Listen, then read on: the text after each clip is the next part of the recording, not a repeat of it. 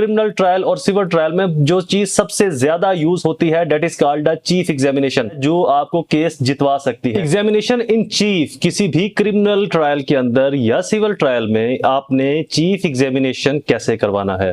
This is Mubashar Iqbal Chauhan, advocate high court.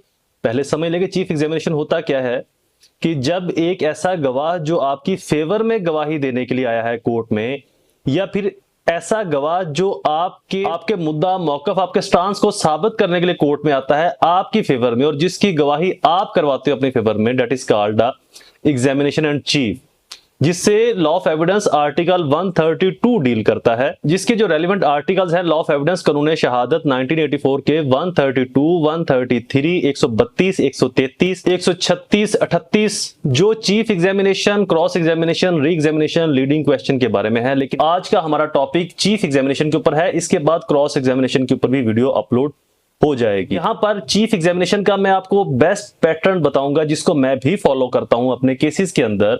इसी pattern को law के बेहतरीन ज्यूरिस्ट ने भी नकल किया है। Cross examination, examination science and techniques, cross and chief के अंदर भी, इस बुक के अंदर भी इसी पैटर्न का जिक्र मिलता है। सबसे पहले आपको पैटर्न बता देता हूं कि हमारा चीफ एग्जामिनेशन के अंदर पैटर्न क्या होना चाहिए, फिर उस पैटर्न के अंदर आपने उसको एक्सप्लेन कितना और कैसे करना है। इंट्रोडक्शन आ गया चीफ का, उसके बाद प्रेजेंस एट क्राइम सीन या प्रेजेंस एट अक्रंस या प्रेजेंस एट मौका वकुआ, जो भी आपका एरिया होगा वहां का अक्रंस को साबित करवाना गवाह से।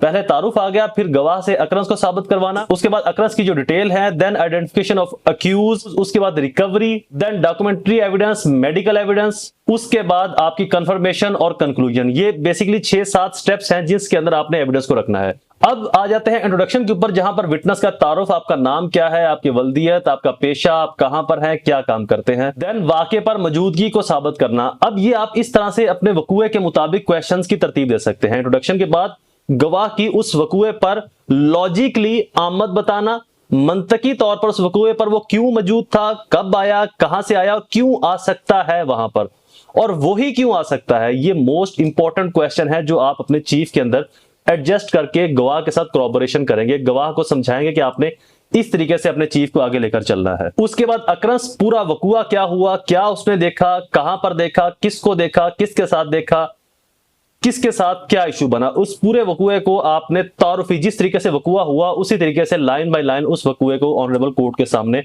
प्रेजेंट करवाना। गवाह से सिर्फ रेलिवेंट फैक्ट पूछे और रेलिवेंट ही उसको बताएं कि जो वो कोर्ट में जाकर बोलना है। यही इशू है कि हम गवाह को बहुत ज्यादा एक्स्ट्रा ऑर्डिनरी वे के अंदर बता देते हैं, या समटाइम गवाह एक्साइटमेंट के अंदर, प्रेशर के अंदर या ओवर कॉन्फिडेंस के अंदर भी बाजू का जो गवाह है वो बहुत ज्यादा बोल जाता है, जो कि उसकी चीफ का हिस्सा बनता है। फिर जब उस पर क्रॉस होता है तो उन चीजों को वो कवर नहीं कर पाता। तो गैर जरूरी सवालों से या गैर जरूरी कहानियों से बचे, मुतलका जो हकायक है उसी तक गवाह को रखें, उससे आगे पीछे मत जाने दे।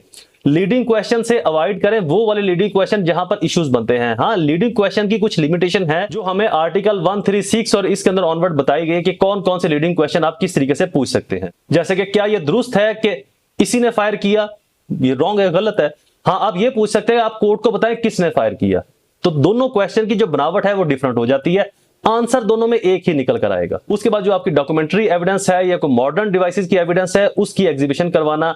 आप ऑनरेबल कोर्ट को क्या दे रहे हैं, ये कौन सी एविडेंस है, ये डॉक्यूमेंट्स को आप पहचानते हैं, ऑनरेबल कोर्ट को आप बताएं इस पर दस्तखत किसके हैं, ये सीसीटीवी फुटेज को आप पहचानते हैं, इसके अंदर कौन लोग हैं। इस तरीके से गवाह से तमाम चीजें जो हैं वो ऑनरेबल कोर्ट के सामने प्रेजेंट करवाना। देन कंफर्मेशन, जो कुछ भी उसने ऑनरेबल कोर्ट में कहा है उसके ऊपर क्या जी आपने सब कुछ सच कहा है ऑनरेबल कोर्ट के सामने, क्या आप मजीद कुछ कहना चाहते हैं। इस तरीके से आपने चीफ का कंक्लूजन करना है। अब आते हैं कि जो परफेक्ट क्रिमिनल लॉयर है वो अपने चीफ को किस तरीके से ऑनरेबल कोर्ट के सामने प्रेजेंट करते हैं। हमेशा याद रखिएगा कि एक अच्छा क्रिमिनल का वकील कभी भी गवाह को रट्टे रटाए क्वेश्चन नहीं बोलने को कहता, वो उसकी प्रॉपर पहले तैयारी करवाता है। सवाल को मुख्तसर रखे बट वो सवाल हमेशा रेलिवेंट हो, जवाब को, कहानी को मुख्तसर रखे लेकिन वो तमाम कहानी कनेक्टेड हो उसी वकूए के गिर्द। एक सवाल में या एक बार गवाह एक ही हकीकत बयान करे, एक ही सेंटेंस के अंदर बहुत लंबी चौड़ी बात ना करे, छोटे छोटे सेंटेंसेस के अंदर बोले, एक सवाल या एक बात के अंदर वो अपनी एक हकीकत बयान करे। गवाह को कंफ्यूज मत करे, जो केस की थ्योरी है उसके मुताबिक ही अपनी एविडेंस को रिकॉर्ड करवाए। जो अहम फैक्ट हैं, इंपॉर्टेंट फैक्ट हैं, उनको साबित करने के लिए गवाह का लफज बलफज उनके साथ